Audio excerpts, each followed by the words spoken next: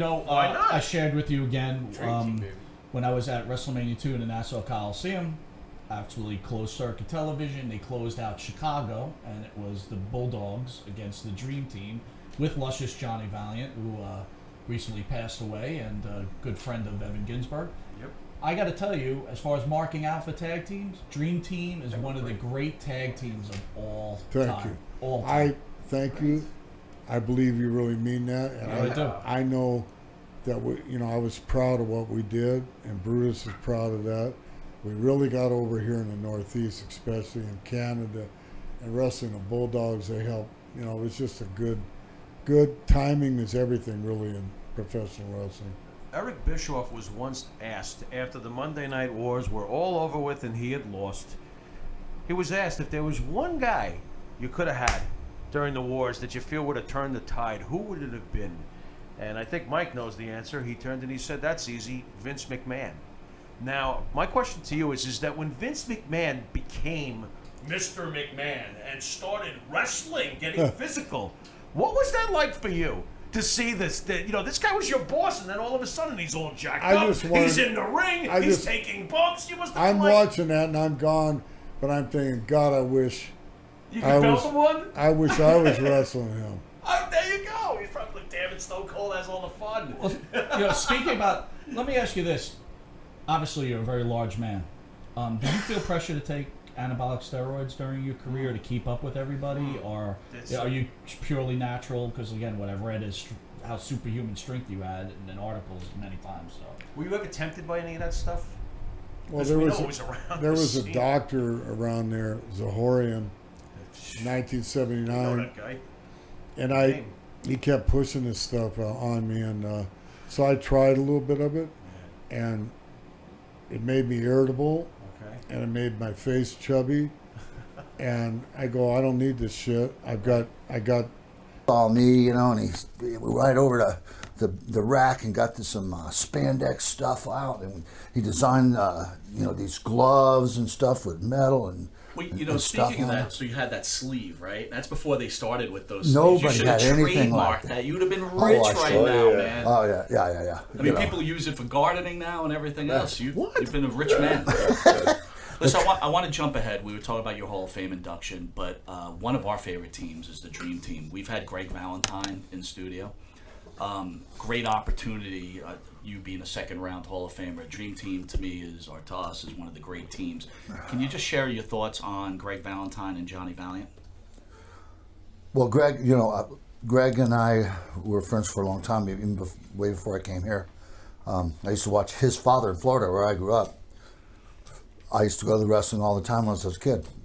Most of the wrestlers, his father scared the shit out of me. Scared me to death.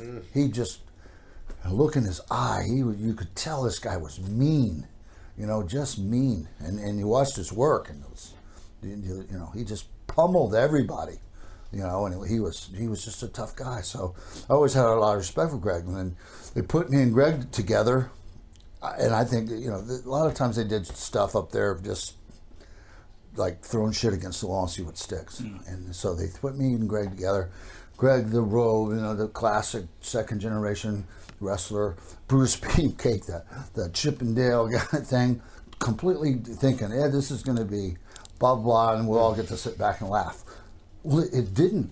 Our styles are so different that the opposite attracted. And me being out there and then having Greg was being the tough, veteran, and me the new thing, and it caught on. It caught on like crazy. Next thing you know, they're putting the world title belts on us. And this is tag team matches. We're really a part of the show. It's a big deal, and we're running around the country selling out arenas. For months. With held the belt for years months. With a tag team, with a tag team match on top, selling out arenas, and not little ones either. 20, 30,000 seat arenas, sell them out, do a return match, and bring it back and sell it out again. I mean, we did things with those belts that hardly had been done since, really. And I loved working with Greg, because he was, it's a good hand, great knowledge of the business. I, learned a lot from him, and it gave me a good guideline, because I'm not gonna be pummeled and beat up out there, and Greg's definitely not going to be pummeled and beat up out there. So we just pummeled and beat up everybody, and we had a lot of guys didn't really like us. The Killer Bees, the Rougeos, these guys, that guys. I mean, but it really helped me as my turn to babyface because we really gained great respect as bad guys. We became the bad guys that people actually liked. Yeah. It was that began that generation where people started liking the bad guys. We had more fights in the stands on our shows from the people cheering for us and the people booing us. And I mean, they either liked us or they hated us bad. And we'd have to stop the matches all the time because people would be out there fighting, and security had to break them up. And we'd be outside the ring, and then as soon as the security got things calmed down, we'd get back up in the ring and start wrestling again. Well, speaking of bad guys, so WrestleMania 2, right? I was there at the Nassau Coliseum in New York. It was with Piper, Mr. T. But they had that closed circuit round. And if I remember properly, they closed out New York and Chicago, where you closed out against the British Bulldogs, the Dream Team against British Bulldogs. Thoughts on Dynamite Kid? Was he the bully that the dirt sheets talked about? Was he as bad as they say he was? Bad how? You know, being rough with the gags, you know. I mean, whether it's true or false, Yeah. he had a rep of being very harsh to certain Yeah. people. Is And there quite any the validity Absolutely to it? he was. Okay.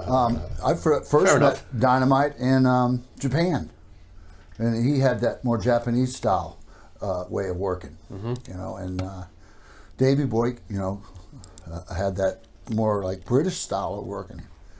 And they put those guys with us. We had to retrain them Interesting. how to have a match American style with some psychology into it. It's telling a story out there that the people can understand, and involving, bringing the people into the match, letting them feel like they are part of it. That's one of the biggest things that's missing from this whole thing now. They're not, the people just aren't connecting. They're out there cheering, and they like to watch high flying